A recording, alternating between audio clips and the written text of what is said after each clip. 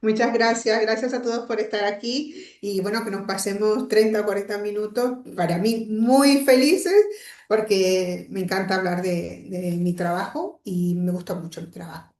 Vale, entonces bueno, no perdamos más tiempo, vamos a hablar de cosas simples. Presentaba a Juan Ignacio, por ejemplo, las siglas que mencionó son entidades del sector financiero que están reguladas tanto por el regulador español y a nivel financiero y también a nivel de prevención de blanqueo de capitales. Entonces, todas estas entidades requieren tener y mantener modelos de prevención de blanqueo que sean robustos. Voy a tratar de usar la palabra correcta porque sé que somos diferentes nacionalidades, lo que estamos aquí, y aunque en España utilizamos blanqueo de capitales, sí que es verdad que en Hispanoamérica están más familiarizados con el término lavado de activos, ¿vale? O lavado de patrimonio. Entonces, si uso alguna de las dos, que sepan que es un poco por esto para no liarnos. Entonces, esta presentación, este ratito que vamos a conversar, no estamos tratando de hablar y memorizar normas o criterios o obligaciones y demás acciones, ¿vale? Estamos enfocados más a ir a ver asuntos puntuales que tienen que hacernos clic o encender una lucecita en la cabeza para identificar situaciones que sean relevantes, situaciones que sí pueden constituir un verdadero riesgo a nivel de prevención de blanqueo de capitales. Pero un poco para contextualizar y vista que sé que todos vosotros que sabéis apuntado a esta clase, pues conceptualmente manejamos los conceptos y demás. Pues déjame, voy a hacer 5 minutitos de una introducción bastante genérica, ¿vale? Si después quieren que alguno de los puntos que toque, a través de alguna pregunta que lo enfatice o lo aclare, yo encantadísima, ¿vale? Entonces, estamos hablando de que el blanqueo de capitales ha evolucionado. Anteriormente hablábamos de que la prevención de los activos, del lavado de activos, estaba vinculada a dos elementos fundamentales, que era cumplimiento normativo y el sector financiero. Entonces, eso obviamente, ese ánimo conceptual, ese objetivo ha quedado totalmente desfasado porque la prevención de blanqueo es un modelo global que afecta a tantas entidades como existe, a diferentes órganos, donde hay una multitud de participantes de diferentes entidades, profesiones, que involucra al gobierno, que involucra los registros mercantiles de cada una de las entidades y donde todos participamos. Y dentro de nuestras organizaciones también, ¿sabes? Ya no se trata de que es una actividad del área que hace onboarding o del área legal, cuando existe área legal, o simplemente del área de cumplimiento normativo y que posteriormente revisar auditorías, ¿no? El blanqueo ha evolucionado el delito financiero y por tanto nuestros modelos tienen que evolucionar con ellos. Ya tenemos un hándicap bastante grande de que siempre vamos detrás.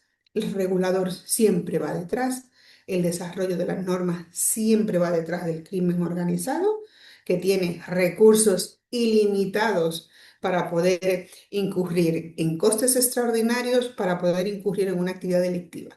El blanqueo de capitales finalmente es una actividad delictiva.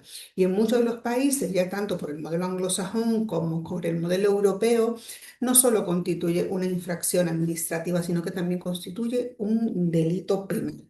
¿Vale? Que es un poco donde radica esta gran diferencia. Ya no estamos hablando de multas y sanciones, también estamos hablando de que podemos ir a prisión por no hacer una actividad que entendemos que debe ser correcta. Entonces, dentro de un modelo de blanqueo de capitales, lo más adecuado es que se adapten a lo que somos, a lo que es la entidad, a lo que debe hacer, a lo que puede mantener en el tiempo. Esto es vital, o sea, no podemos hacer o pretender tener modelos que son fabulosos, pero que no nos encajan, que no podemos mantenerlos porque son costosos. Estas actividades son costosas, los medios son costosos. Utilizar personas dedicadas efectivamente a esta actividad también es costoso. Y si no se mantiene en el tiempo, tampoco tiene sentido. ¿Vale? Nosotros nunca en esta actividad y en lo que vamos a ver, vamos a estar buscando un elefante blanco. Nunca. Ni vamos a estar buscando una actividad o una acción que sea burda y que sea muy obvia, porque de esto no se trata. Lo que vamos a buscar y lo que tenemos es que entrenar nuestro cerebro y nuestra organización, nuestra operativa, es para identificar pequeñas pistas, pequeñas alertas que en su conjunto no tienen sentido. Y es ahí donde vamos a tener éxito en nuestro progreso y en nuestros modelos y en el desarrollo de estos modelos y en el mantenimiento de los modelos. Otro elemento importante, y es el más importante, y el último refuerzo lo ha tenido en 2024 con aplicación en julio de 2025, es establecer aún más capas de control y de supervisión dentro de la organización y a nivel externo. ¿Qué hacemos? Por ejemplo, en la regulación española nosotros tenemos solo para dedicada a la prevención de blanqueo de capitales, para que tengáis un ejemplo del nivel de capa que el regulador entiende que es suficiente, no solo para que toda la organización esté enterada, sino para involucrar a todos dentro de una organización. Que sepamos que eso es un modelo que nos atañe a todos individualmente, ¿vale? Por eso después veremos que las actividades de formación están vinculadas y están dirigidas a todo el mundo. Nosotros tenemos un modelo donde tenemos un órgano de control interno, que llamamos OSI, aquí en España, que está constituido, es un comité al fin y al cabo, que tiene que estar constituido por profesionales multidisciplinarios, o sea, que representen a diferentes áreas de la sociedad, ya sea el área que trabaja directamente con la captación, ya sea de inversores o de clientes, el área de back office que se encarga de hacer el onboarding, el área de legal que maneja leyes, tipo de documentos y demás, y un área de dirección.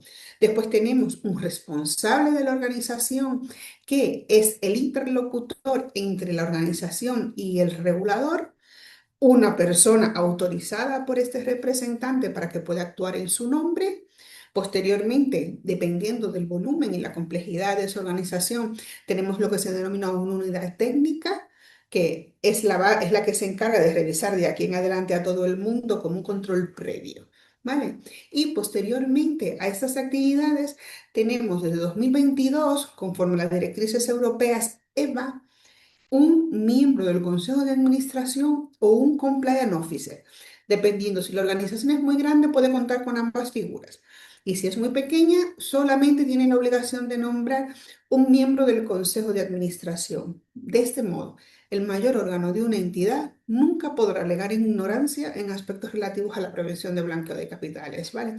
Y por si todo esto fuera poco, también tenemos la figura de lo que se llama el experto externo, que es una auditoría especial y específica de los modelos de prevención de blanqueo de capitales que se realizan con una frecuencia anual. Y os decía, desde 2024 y de aplicación en 2025, en 1 de julio de 2025, tenemos una tercera autoridad, que es un regulador que va más allá del regulador de cada uno de los países europeos, de cada uno de los 27, que es el ANLA, que viene a ser un órgano que está domiciliado en Frankfurt, a través del cual se van a centralizar la supervisión del modelo de blanqueo de capitales de toda la Unión Europea. Entonces, también cada uno de los 27 países tendrá que tener un representante a ese nivel.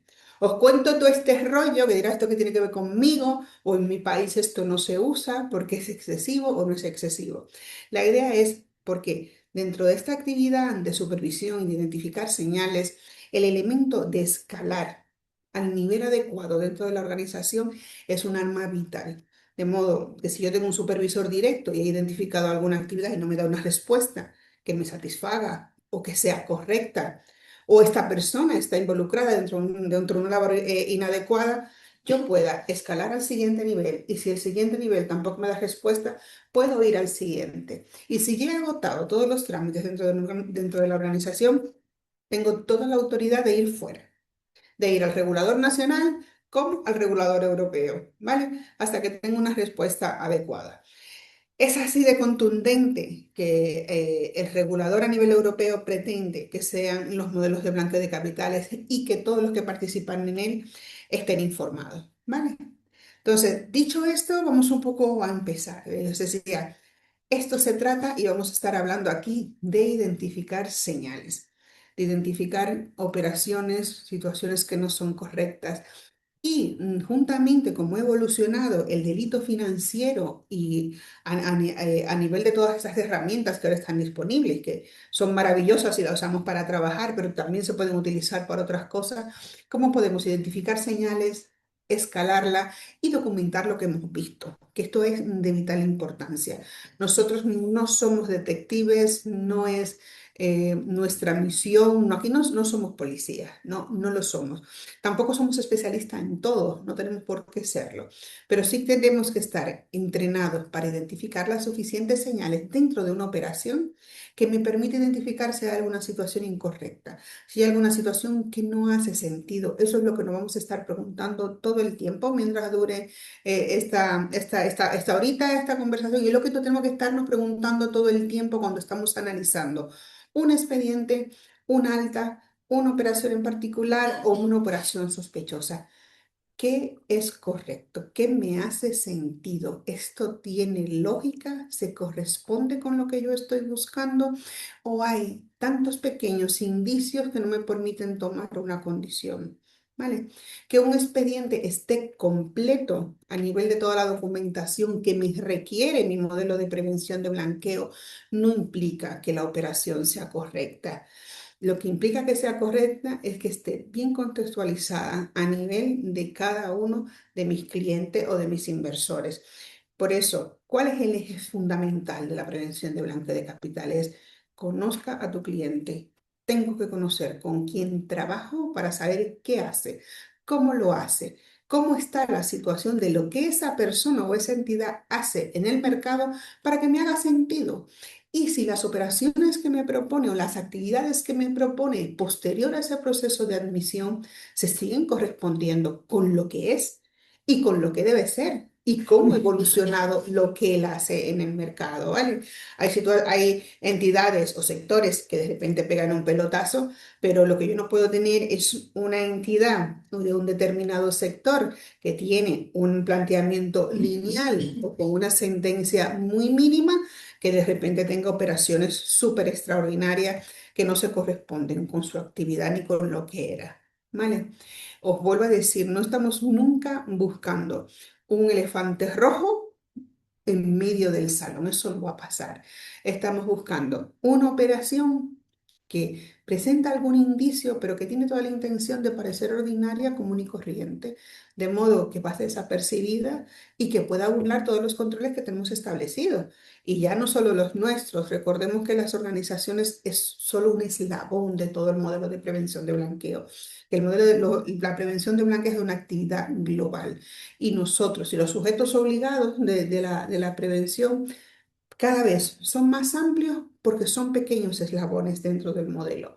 Esto no se trata ya que solo sea una entidad financiera y ya está. Bueno, es que los bancos o que vino del banco, nos encontramos todos con esto cada día. Es que esta operación ya la filtró el banco. No, el banco, la entidad financiera también es solo un eslabón dentro de esta cadena. Si un eslabón falla, deja la línea abierta para que entren los demás. Y si nosotros sin esa cadena fallan más de un elemento, entonces ya esto es un coladero. ¿Vale? Las actividades tradicionales, lo que conocemos como las fases tradicionales de prevención de blanqueo, que son colocación, la estratificación y la integración, en cada una de estas fases hay elementos que permiten falsear o dar la apariencia de legalidad a un asunto que no es legal. Y nuestro trabajo es poder identificarlo. ¿Vale? Esto no se trata tampoco, aunque es parte fundamental de nuestro proceso, de revisar papeles. Y ahora menos que nunca. No se trata de revisar papeles, aunque tenemos que tener documentado de forma suficiente y competente y tenemos que obtener documentación con fuerza probatoria para acreditar nuestras conclusiones y para acreditar que sobre la base de una información que es legal, que tiene fuerza probatoria, como digo, es decir, documentación que aporta un tercero que está regulado en muchos de los casos o que tiene la autoridad del Estado para emitir determinada documentación y que por lo tanto nos da un nivel de razonabilidad o de confianza mayor al ordinario. Tener mucha documentación correcta no implica que la operación sea legítima, siempre, ¿sabe? Porque os vuelvo a decir, puede ser legal, puedo tener un amplio espectro, pero hay cosas que no cuadran, por mucho que esa documentación esté aquí. Sin hablar de que uno de los elementos que se están hablando o que estamos manejando en relación con la verificación de la documentación es la falsificación, ¿vale? ¿Y por qué ahora tiene un elemento más relevante? porque cualquiera utilizando inteligencia artificial puede obtener documentación prácticamente igual que la que emite un organismo oficial. Y como nosotros dentro de las organizaciones no tenemos que ser peritos, porque la ley no nos confiere esa autoridad, no tenemos que ser peritos, no tenemos que, ¿cómo se llaman estos que verifican las firmas y saben cuando una firma es falsa? No es nuestro trabajo, eso no es lo que buscan. Buscamos establecer modelos que sean correctos, que sean razonables y que siempre nos permitan tener una seguridad razonable para nuestras conclusiones. ¿Vale? Dicho esto, decía, nuestro papel no es perseguirnos delincuentes, nosotros no estamos buscando que nadie sea delincuente, no esperamos que nuestros clientes o nuestros inversores sean delincuentes, esperamos que sean lo que son la masa del sector a que nos referimos, que son personas ordinarias, comunes y corrientes que quieren desarrollar una actividad financiera o comercial o de la índole que nos atañe en un mercado ordinario. No todo el mundo tiene dinero para blanquear ni puede blanquear. No todo el mundo puede ser testaferro. Por eso nosotros no estamos identificando delincuentes, estamos identificando operaciones sospechosas, personas que tienen actividades sospechosas o que se relacionan con gente sospechosa, porque eso también son indicios y son indicadores dentro del modelo que nosotros estamos verificando. ¿Vale? Es importante que nuestro modelo, y ahí les indico el ANLA, que sería el órgano superior ahora a nivel europeo en materia de prevención, eh, es establecer todas las medidas y poder utilizar todos los medios para poder hacer nuestro trabajo de forma adecuada, ¿vale? Tener un modelo basado en riesgo, y esto es vital de que sea basado en riesgo, por una cosa muy sencilla. Decimos aquí que no podemos gastar por hora en garzas, ¿vale? Entonces, ya que los modelos de prevención y mantener estos modelos de prevención son costosos, tenemos que dedicar los recursos que disponemos a donde tenemos un riesgo real. Por eso, nuestro modelo tiene que estar enfocado en riesgo, tenemos que poder dedicar más horas y más recursos a las actividades que sean verdaderamente riesgosas y si no, pues nos desvirtuamos, ¿vale? Vamos a estar utilizando mayores recursos para cosas que no tienen ninguna importancia. Por ejemplo, el CEPLA ha tenido, que el CEPLA es el organismo regulador español, y los digo esto a modo de ejemplo, en 2024 tenía 147 empleados, que ha sido un aumento exponencial de las personas dedicadas a esta actividad.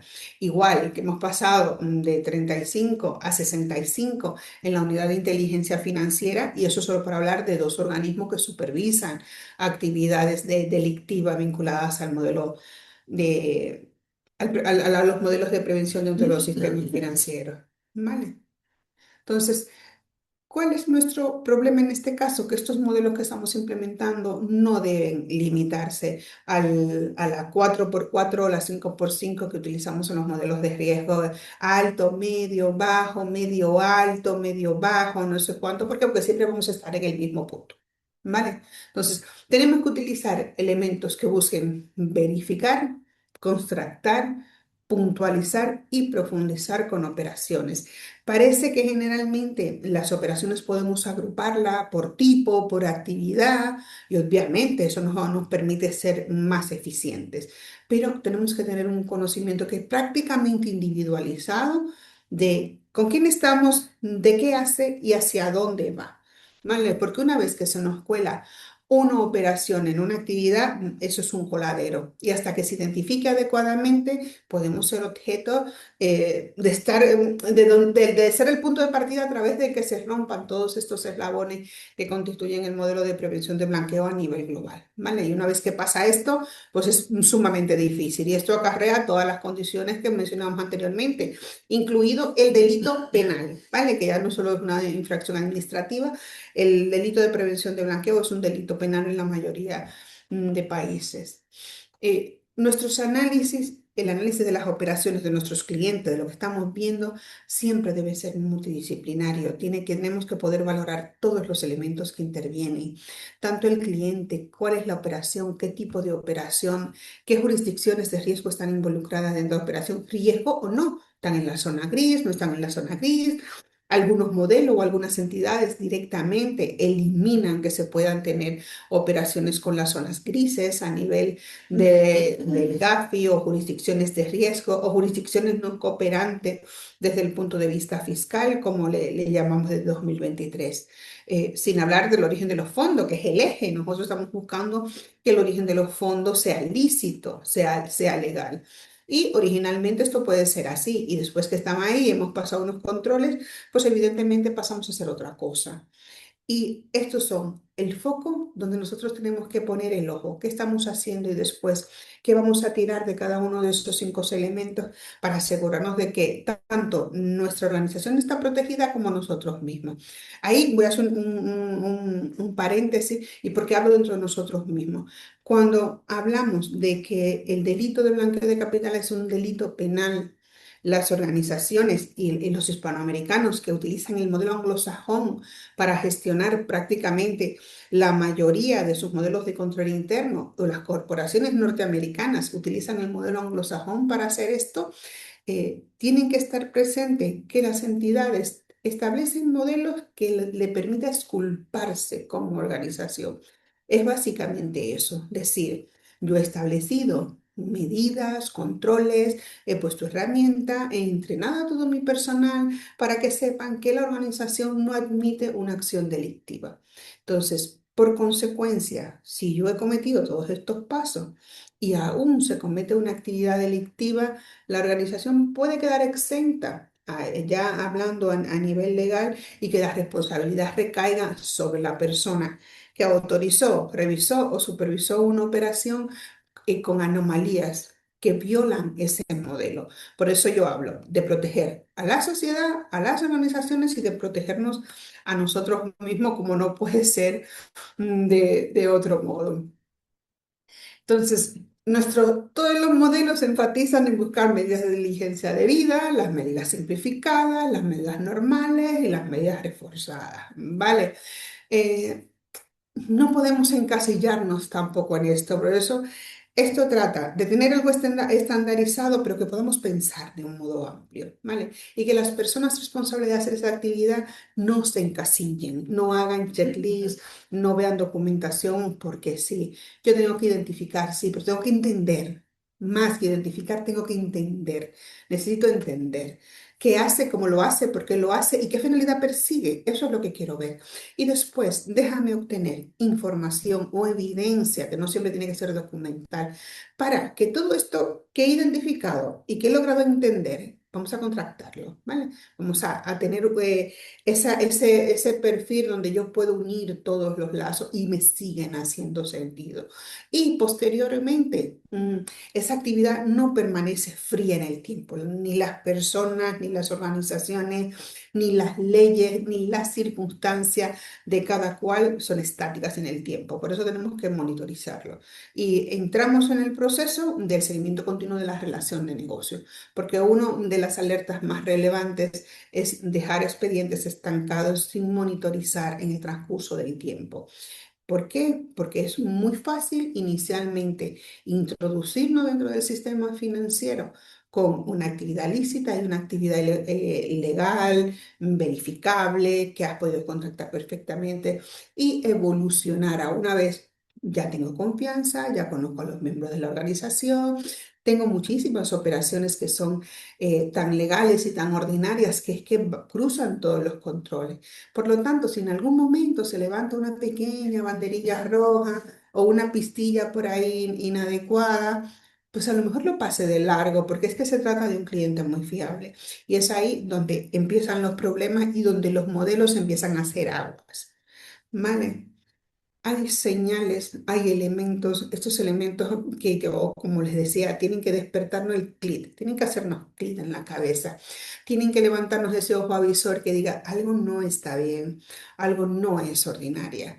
Cuando un cliente en el que confiamos, un cliente recurrente, porque generalmente os digo, se trata de que una operación tenga toda la apariencia de que es una operación ordinaria, común y corriente, pues de repente tiene urgencias, tiene prisa, solo quiere hablar con una persona dentro de la organización, pues se evade o me da respuestas a medias o me empieza a dar documentación a medias, eh, me retarda la situación, de repente entran otros elementos y otras señales de alerta como otro tipo de entidades o de organizaciones y formas jurídicas que son difíciles de identificar.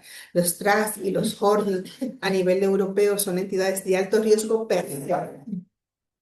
Son entidades de alto riesgo per se. Si entro dentro de alguna de estas entidades automáticamente, es que ya ni entran por el filtro para saber qué tipo de diligencia les aplico. Inmediatamente se les aplica medida de diligencia reforzadas. ¿Por qué? Porque llegar al titular real a ese nivel es increíblemente engorroso. No es imposible, pero es engorroso.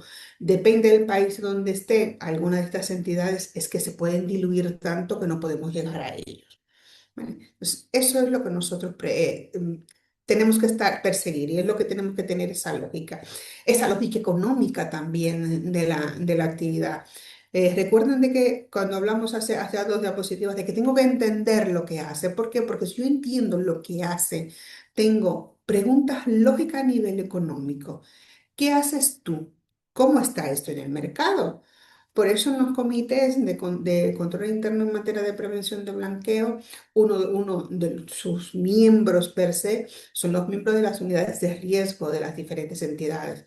Os habla algunos elementos que a lo mejor son para entidades muy grandes, pero que tienen un equivalente en entidades más pequeñas, ¿vale? Porque lo que nos buscamos es hacer preguntas lógicas que tengan respuestas razonables, hablar de plazos que sean razonables. No puede aparecer de repente documentación así por así, cuando sabemos ellos que el registro mercantil tarda 4 días o una semana en atender una solicitud y es que te la he pedido y me la has dado hoy con fecha de hoy. Para decir cosas que deben empezar a llamarnos la atención. Y después, esas preguntas que a los que trabajáis en nivel en control interno o en auditoría interna, no pone de los nervios cuando una persona te responde, siempre se ha hecho así. Vamos, si yo recibiera 1 euro por cada respuesta que me han hecho así, ya me hubiera jubilado, pero todavía no puedo. Entonces, todo debe llamarnos la atención, ¿vale? No es que nos volvamos paranoicos, no es que nos volvamos demasiado escépticos, pero sí que no nos conformemos con ver las cosas que parecen obvias. Todo lo que parece muy obvio o muy evidente, de repente debe llamarme un poquito más la atención. ¿Vale? Seguimos con las señales cuando hablamos de la documentación y el nivel de documentación. ¿Por qué obtener ya documentación no es válido? Porque sí, porque la documentación es demasiado accesible, porque podemos falsificar documentación de un nivel de calidad extraordinario. Y os recordamos, nosotros no tenemos la obligación ni de perseguir delincuentes porque no somos detectives, ni trabajamos en la policía, ni trabajamos en unidades de inteligencia financiera. Nosotros somos personas que formamos parte de una organización que se nos forma a un nivel suficiente y competente para poder aplicar unos controles que están previamente establecidos. ¿Vale? Entonces, aportar documentación de más no es suficiente. Que la documentación exista, tampoco es suficiente. Yo tengo un montón de documentación y una operación puede seguir siendo inadmisible. Válida. La fuente de dónde viene. No es lo mismo la documentación de un tercero que la documentación que nos da una organización. También en este punto verificamos en muchos países y en muchas entidades es válido una declaración del cliente o del inversor. Entonces, que una declaración tenga fuerza legal, porque tiene fuerza legal, tampoco es suficiente, porque ¿qué te voy a decir si me preguntas si yo soy muy buena? Si yo soy un ángel, por favor, es que yo, ¿qué me dice? Yo me siento al lado de Jesucristo en la Santa Cena, ¿vale?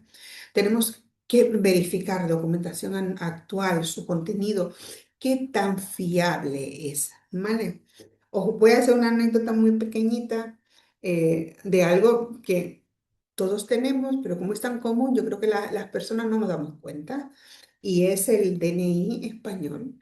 El DNI español no viene en colores, ¿vale? Las fotografías son en blanco y negro, no hay ninguna color. Pero como es un documento de identidad y todo el mundo lo tiene, lo saca y lo mete en el bolso y nunca se entera, pues en un proceso de alta, una persona presentó un DNI con una foto a colores y de repente pasa, mira, vuelve y pasa, y la persona que lo estaba verificando tuvo que ir a ver su DNI para saber, ¿esto será que es nuevo, que es ordinario? Y no, era una documentación falsa. ¿Vale? Eso solo era la foto.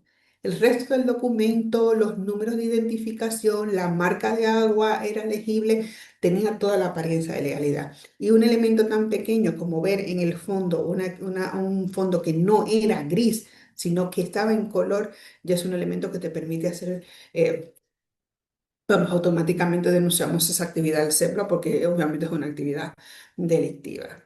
Vale. Seguimos así, es como vamos escalando poquito a poquito y tenemos que profundizar en lo que estamos haciendo. ¿Por qué? Recuerdan que al principio yo hablé de todas esas capas del nivel de control. eh, si estamos abajo, si estamos en esa primera línea de defensa, que como se llama en el modelo de las tres líneas o en el modelo de control interno, nosotros si estamos aquí, que somos, vamos a decir, la avanzadilla, si estuviéramos hablando con un ejército, tenemos que profundizar en lo que estamos haciendo, tenemos que obtener toda la documentación suficiente, tenemos que poder concluir. ¿Por qué? Porque cuando yo escalo a otro nivel, yo tengo que poder demostrar que tengo una certeza razonable sobre el hecho que estoy escalando. Tengo que poder decir, he llegado hasta aquí porque una vez que he agotado todos los recursos que están en mi poder y he llegado a donde mi nivel a nivel profesional o dentro de la organización me lo permite, pues sigo viendo una actividad irregular. ¿Vale? Es como cuando yo estaba en las firmas que te decían, tú no puedes llegar al jefe con un problema, tienes que llegar al socio de la firma con un problema y la solución que tú entiendas que es la correcta, porque si no, eres un inútil. Y por último, si llegamos a esta parte dentro de este modelo, si he profundizado, si he calado adecuadamente, si en este segundo nivel donde están haciendo otro punto de verificación, eh, seguimos teniendo esa duda, entonces no hay otra medida que no sea abstenerse de ejecutar una operación, abstenerse de admitir a un cliente en particular y por último, si pasamos este nivel de abstención, es comunicar al regulador. Nosotros tenemos la obligación, por ejemplo, a nivel europeo, tenemos la obligación de informar directamente al regulador sobre una actividad irregular. Y si no, de no hacerlo, la responsabilidad recae sobre nosotros. Recuerden esto, ¿eh? Que yo puedo comunicar al organismo regulador una operación que a mí me parece inadecuada, que en la organización le parece inadecuada, y que una vez que llega a este organismo, que tiene más recursos, que tiene más niveles, que puede tirar directamente de la unidad de inteligencia financiera, escalarla y el decirme y responderme acá, oye, mira, no, la operación que me has comunicado no tenía indicios, pero no hay certeza y por lo tanto o podéis continuar o no y no pasa nada, ¿vale? Pero si por el contrario, si identificamos una operación que es sospechosa y no se comunica, pues es que nos cae la de Dios a todo el que tocó un documento en esa operación, ¿vale? En España tenemos sectores que están muy identificados, ya un poco también por el tipo de actividad. Por ejemplo, la actividad inmobiliaria es una actividad que es de alto riesgo. Y es de alto riesgo porque está vinculada a actividades de corrupción, ¿vale? Porque construir implica una serie de permisos, actividades, liberación de suelo. Entonces, cuando pasan acciones así, que son un poco engorrosas, y hemos vivido durante muchos años actividades, cada escándalo tras escándalo vinculado al sector inmobiliario, pues ya, definitivamente, todas las actividades del sector inmobiliario prácticamente pasan por ser una actividad sospechosa. Y otros elementos que tenemos que tener en cuenta, cómo evoluciona, qué estamos haciendo, quiénes son sus titulares reales. Otro elemento y que hablábamos de, que me voy a parar aquí en la parte de titular real para que lo conozcamos más. Hablamos de documentación con fuerza probatoria, documentación que tiene más validez si lo demuestro con un tercero. ¿Qué se ha hecho a nivel europeo en relación con la titularidad real? Que no es válido que el cliente potencial me aporte la documentación, la titularidad real de su organización, que son las escrituras de constitución que tenemos de toda la vida, o un certificado notarial o un acta notarial donde se especificaba desde 2018 quién es el titular real de esas cuentas. Ya esto no es válido. ¿Vale? Entonces, ¿qué nos pide el regulador a nosotros? Que a través de un registro de titulares reales en cada uno de los países y interconectado a nivel europeo, esto último es fantasía, porque es lo que la ley establece, pero aún no está en vigor desde 2018. Así que imagínense si vamos un poquito lentos desde 2018, pues no, pues yo tengo que ir a ese registro, al registro en cada país, verificar directamente que la información que tú me has aportado es la misma que aparece en ese organismo oficial. Y entre las dos, la que es válida es la de ese organismo oficial. Si solo te quedas con la que te ha aportado el cliente o el cliente potencial, automáticamente carece de validez y todo el proceso de alta es inadecuado. ¿Vale? Vamos a hablar de dónde viene. Volvemos, todos conocemos cuáles son nuestras jurisdicciones de riesgo, el GASRI, las listas SOFAT, los diferentes organismos, cómo se establece el grupo Endemol, el grupo Wolfen a nivel alemán, que está más destinado al sector financiero, cómo va eliminando y buscando factores de riesgo que tenemos que tener en cuenta. También que tenemos que tener en cuenta dentro de esta organización es cómo rota su personal, ¿vale? Parece una broma, pero una entidad donde de repente va a ser una operación relevante y donde cambiamos constantemente de apoderado, de administrador de dirección, también tiene que levantar nuestra sospecha. En la mayoría de los países también tenemos límite a nivel de operaciones, ¿vale? Operaciones que ya solo por su volumen pasan a tener un tratamiento especial e incluso que tenemos que declararlas a los organismos supervisores. Y todo esto con el objetivo de poder ir filtrando, ¿vale? De que nada se nos quede desapercibido. Sí, la decisión es directa y hemos aceptado y hemos buscado información adicional, elevamos el nivel de riesgo, que generalmente las entidades tienen unos niveles de riesgo que son estándar. Y decía, nosotros, la gente, la mayoría de la gente no es delincuente, buscamos que la mayoría de las personas pues son personas normales, comunes y corrientes, son trabajadoras, así que estamos un poco en la media. Ni somos bajos porque tienen que cumplirse unas condiciones, ni somos altos. Así que generalmente nuestro nicho de mercado está situado en ese nivel de riesgo medio, que es donde aplicamos medidas normales. Pero si llegados ahí y aceptado el cliente o aceptado el cliente, ha habido solicitado información adicional porque he visto elementos o están vinculados países o jurisdicciones que no es adecuado. Voy a ir atrás en un momento porque hay un asunto que es relevante. Yo puedo negociar, establecer relaciones de negocio con un país que está dentro de una de las listas de sancionados, ¿vale? Que no es una sanción, que es distinto. Porque lo que está verdaderamente prohibido es establecer relaciones de negocio con un país sancionado. No es que esté en una lista negra o en una lista gris, ¿vale? Eso no está prohibido. Eso lo único que hace es elevar mi nivel de riesgo. En Europa, por ejemplo, con donde no podemos negociar con Rusia, que está sancionada, o Irán, que está sancionado por las diferentes guerras y las diferentes financiaciones a organizaciones terroristas, que fuera el caso, ¿verdad? Entonces, ¿he hecho una diligencia adecuada? ¿He profundizado? Siempre las recomendaciones, en caso de duda, vamos a profundizar todo lo que sea necesario. Siempre, si podemos justificar admitir al cliente, pero con una medida reforzada, es adecuada. Esto también, porque lo digo, porque somos organizaciones, tenemos negocios, la idea es hacer negocios. Entonces, si tenemos un incumplimiento tan feroz y tan adecuado, porque dejamos de hacer negocio, como te dicen a sus clientes, pues es el mejor sistema antiprevención de blanqueo, porque es que no vamos a tener clientes, por lo tanto no vamos a seguir operando y lo cerramos, ¿vale? Pero si no podemos tener esa certeza razonable, siempre rechazamos una operación, ¿vale? El precio del incumplimiento es muy grande. Desde 2018, las sanciones y las infracciones están diseñadas para persuadir a las personas que sean laxas en sus decisiones. Y estamos hablando que anteriormente pues tú tenías multas de 10.000, de 100.000 euros, y esas multas se han elevado a 10 millones, por ejemplo, y a 5 años de inhabilitación. Si tú tienes que salir 5 años del mercado de ejercer tu actividad, es que prácticamente te quedas fuera del negocio, porque el mercado evoluciona constantemente. Y por mucho que tú puedas acreditar, mira, es que yo puedo seguir estudiando, no sé cuánto, es difícil volver otra vez a colocarte dentro del sistema. ¿Vale? Y seguimos así un poco con todas estas alertas. Tenemos que combinar los elementos. Los elementos, aunque se vean cada uno de forma aislada, porque tienen un nivel de riesgo distinto, porque tienen un sistema de verificación diferenciado, mm, y tengo que analizarlo de forma individual, después tengo que valorarlo en su conjunto, ¿vale? Para que tenga sentido. Recordemos, el punto vital es conocer y entender, conocer lo que hago.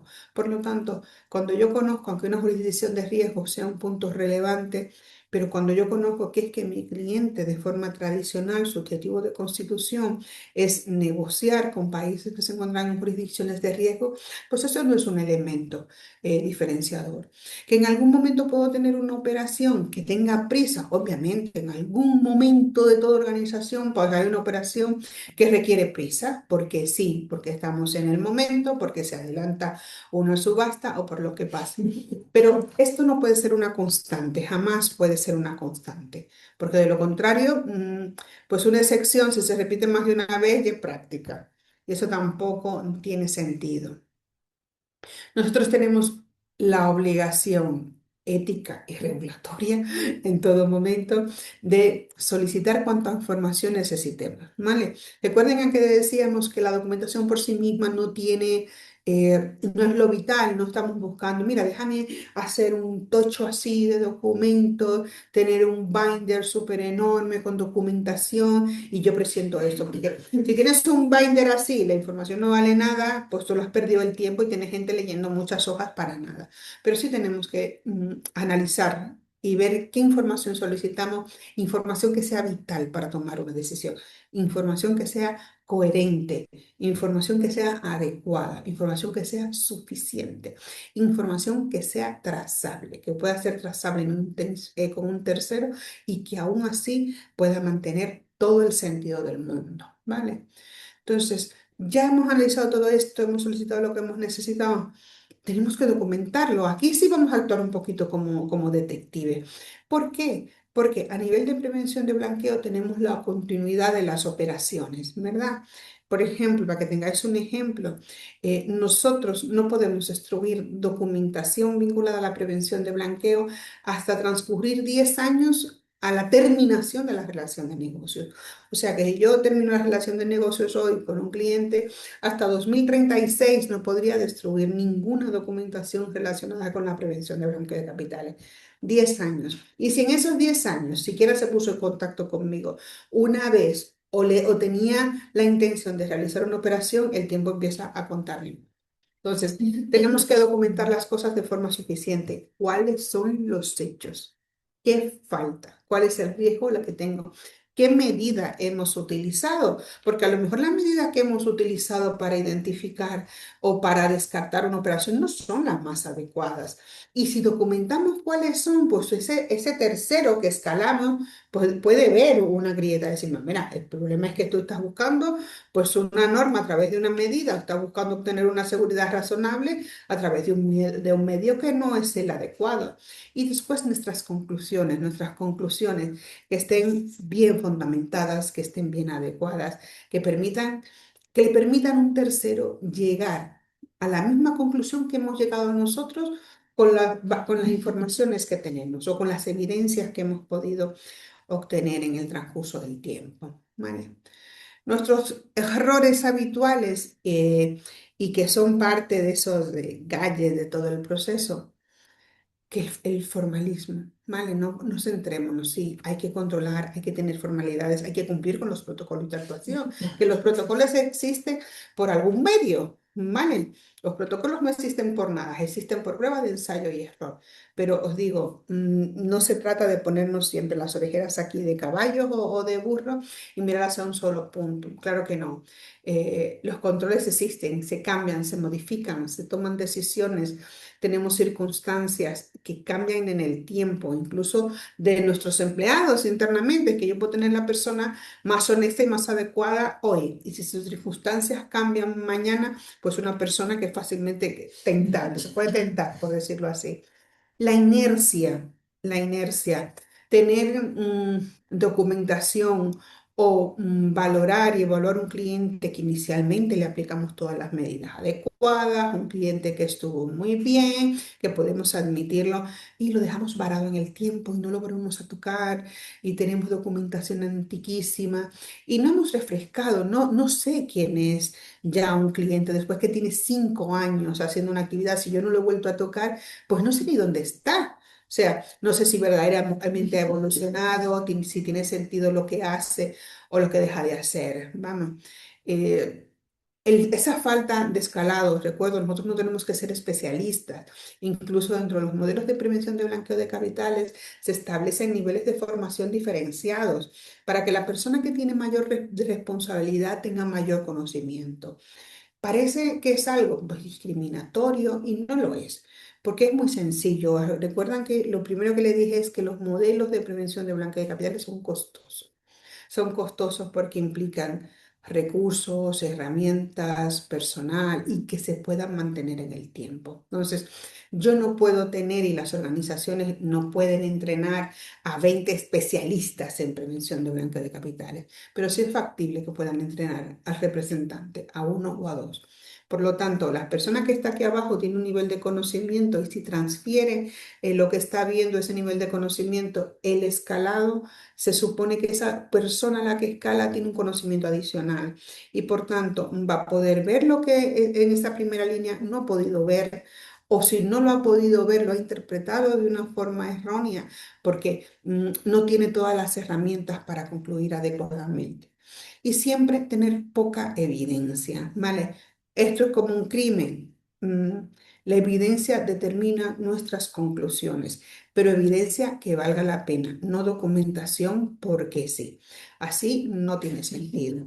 Y el elemento más importante que para mí y dentro, y eso todos los hemos oído, todos los que trabajamos en control interno, auditoría, riesgo, es la cultura de control.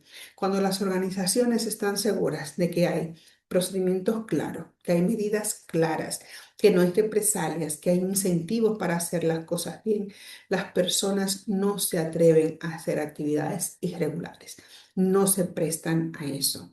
Cuando saben que desde la primera línea de defensa hasta la última, todos estamos comprometidos con una cultura de control suficiente donde nadie te va a ver al menos o te va a autorizar una operación que es irregular, que nos deja un poco ese mal sabor de boca, es decir, esto está bien, me vale con lo que me ha dicho mi supervisor inmediato o no estoy conforme con él y puedo escalarlo a otro nivel, es vital. Desarrollar culturas de cumplimientos competentes y hábitos que sean replicables dentro de las organizaciones es lo que verdaderamente garantiza el control, ¿vale?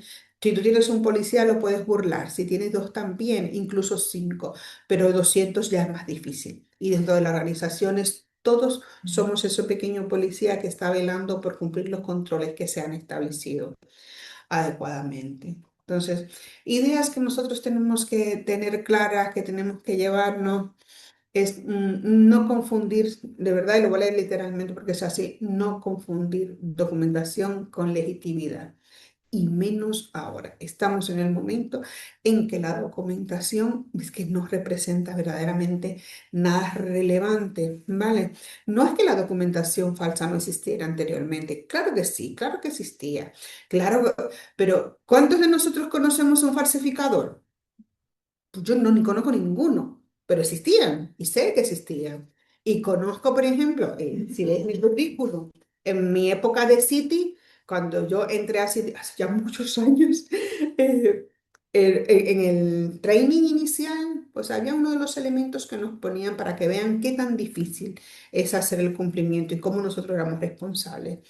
Y es que en aquella época se utilizaban lo que se llamaban cheques de viaje. Como no todo el mundo tenía tarjetas de crédito, y las tarjetas de crédito tampoco existían, y las personas tenían que ir de viaje o con mucho dinero en efectivo, y o no todo el mundo podía tener cuentas en el extranjero, tú podías comprar cheques de viaje, que eran como un bono, y yo los compraba de país en país, y podía ir al Citibank de Ecuador, llevar mi cheque de viaje y me lo cambiaban por dinero.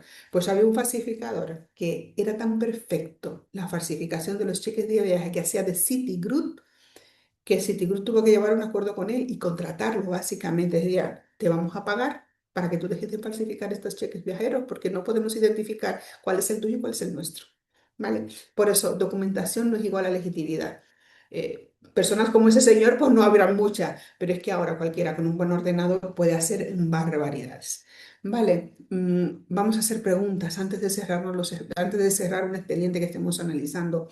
¿Qué se me ha quedado? ¿Qué he podido hacer? ¿Qué elementos no he tocado adecuadamente? ¿Esto hace sentido en su conjunto?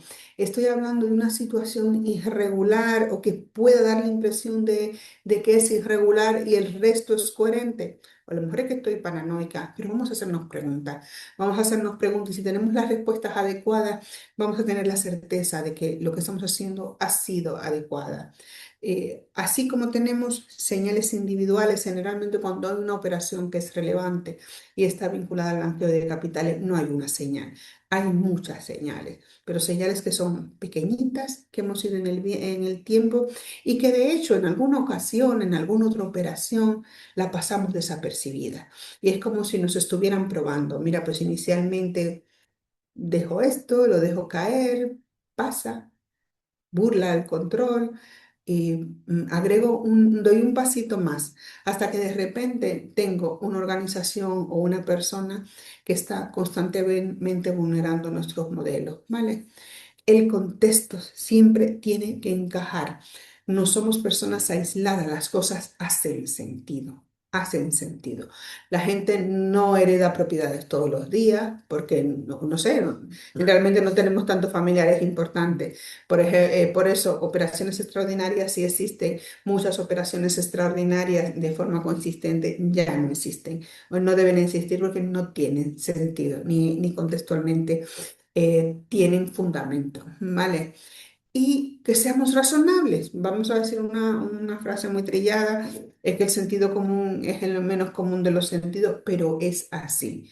Tenemos que tener documentación que sea razonable, que sea lógica, no archivos, no solo archivos. Los archivos por sí solos pues dicen muy poquito, ¿vale? Si queréis ver, ahora vamos a pasar un poco a través del apartado de preguntas. Eh, Hablemos de lo que queráis, ¿vale? Ya sea de lo que hemos visto, esto es a disposición vuestra, entiendo, o si queremos abundar sobre modelos más robustos en materia de prevención de blanqueo que lo que le dijera inicialmente. Bueno, Ignacio. muchísimas gracias, Ana, por tu exposición y compartir estos conocimientos, porque sabemos que la materia es ardua e intensa y que gente que esté con ella todos los días y nos la filtre a la gente que no estamos en el día a día, pues es muy de agradecer, porque como tú muy bien has dicho durante tu exposición, la parte de blanqueo o lavado de activos, como Ujú. se llama más en Latinoamérica, o anti-money laundering, ¿no? Antimony laundering, sí. Los anglosajones, pues es una materia que ya tenía mucha importancia y de hecho es mucha legislación en muchos países y a nivel internacional, pero que también tiene una vuelta de tuerca y se ha incorporado en los modelos de prevención de delitos y está dentro también de muchos órganos de compliance, ¿no? Aunque haya especialistas de la parte de blanqueo, algunos compliance también son responsables de la parte de blanqueo y, claro, pues afectan a más entidades de lo que las personas creen, ¿no? Como también has dejado un poco has señalado, ¿no? Es decir, que no solamente están las entidades financieras, sino pues cuando manejas dinero bueno, y toda la parte de sanciones, es decir, que hay muchos escenarios en los que te puedes ver comprometido. Vamos a hacer, como decía, está el apartado de preguntas y respuestas. Tenemos alguna y te las voy a ir planteando conforme nos las digan, ¿no? Eh, Esto es un asistente anónimo. ¿Cómo hago para hacerle ver a la parte administrativa que cumplimiento es un área independiente, que por eso no podemos ser juez y parte con un cliente? ¿O qué me recomiendas si me solicitan que tenga relación con el cliente? Hay dos cosas. Mira, cuando somos cumplimiento, es verdad que somos segunda línea de defensa. Entonces, la segunda línea de defensa está muy pegada a esa parte operativa. Nosotros sí podemos participar cuando conocemos un cliente, pero nosotros podemos participar desde el punto de vista de ese conocimiento adicional que tenemos, ¿vale? Porque nosotros sí que tenemos. La parte de cumplimiento tiene una especialización para poder ver cosas que esa primera línea a lo mejor no tiene, porque tiene menos unos conocimientos más básicos. Entonces, no es incompatible participar en esta área. Obviamente, nosotros participamos desde el punto de vista de la supervisión, ¿vale? Nosotros no nos centramos a opinar en el tú a tú, no. Podemos entrar a opinar qué necesito, cómo necesito, o esto es suficiente o no es suficiente. Porque no estamos dejando de hacer nuestra labor de supervisión, no estamos dejando de ser independientes. Lo que estamos haciendo es ser oportunos, ¿vale? Entonces, si una operación la puedo atajar en su origen, la puedo atajar en el origen, ya sea porque operaciones me dice, oye, me quiero que veas esto, porque no estoy segura ya de lo que estamos haciendo, yo no estoy dejando de supervisar, solo que estoy supervisando a lo mejor fuera de plazo, fuera de mi esquema o de mi plan de trabajo, pero estoy supervisando de una forma oportuna, ¿vale? Otra cosa es de que todos los días me quieran tener en el puntito de, mira, veme un documento, porque entonces ya eso es entrar en la parte operativa. Tenemos que diferenciar una cosa y otra en todo caso, ¿vale? No sé si Muy te he bien. contestado o si todavía te queda alguna duda. Bueno, si tiene alguna duda, que lo ponga ahí en Vale. preguntas y respuestas, ¿no? Tenemos otra cuestión. Aquí también un asistente anónimo. Soy oficial de cumplimiento de una corredora de seguros.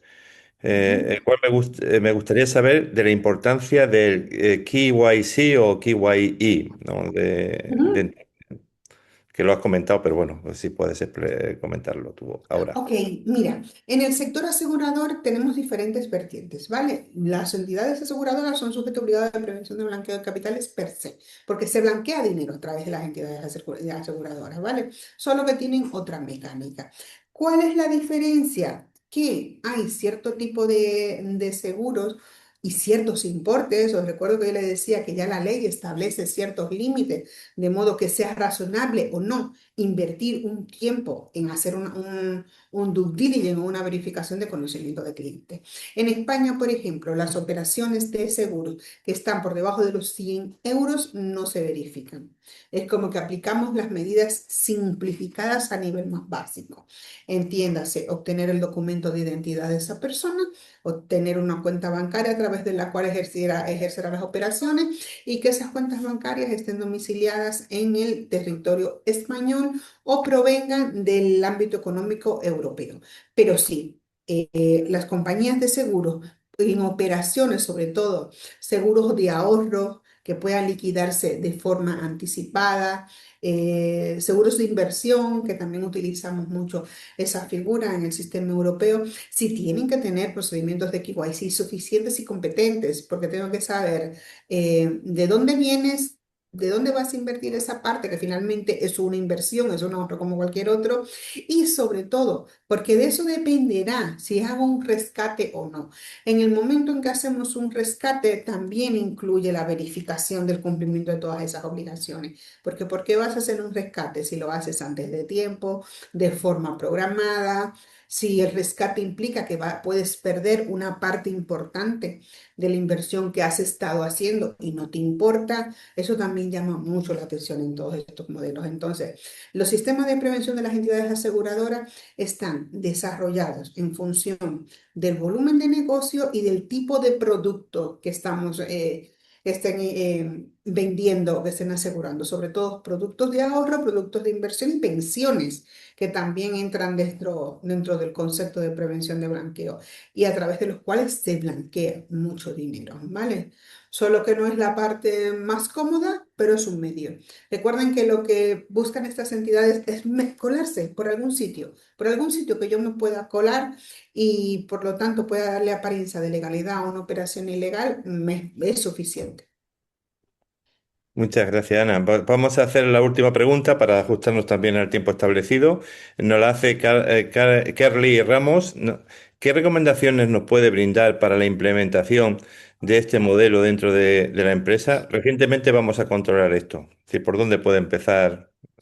Es que Mira, en lo primero este... es que tenemos que establecer. políticas que sean suficientes y adecuadas a nuestra organización. Es la principal recomendación que dan los organismos reguladores. Yo tengo que centrarme. ¿Qué soy? ¿Qué yo soy como sociedad? ¿A qué público me quiero dirigir? ¿Cuál es el volumen de negocio que yo quiero manejar? ¿En qué jurisdicciones voy a manejarme? ¿Cuál es mi público objetivo?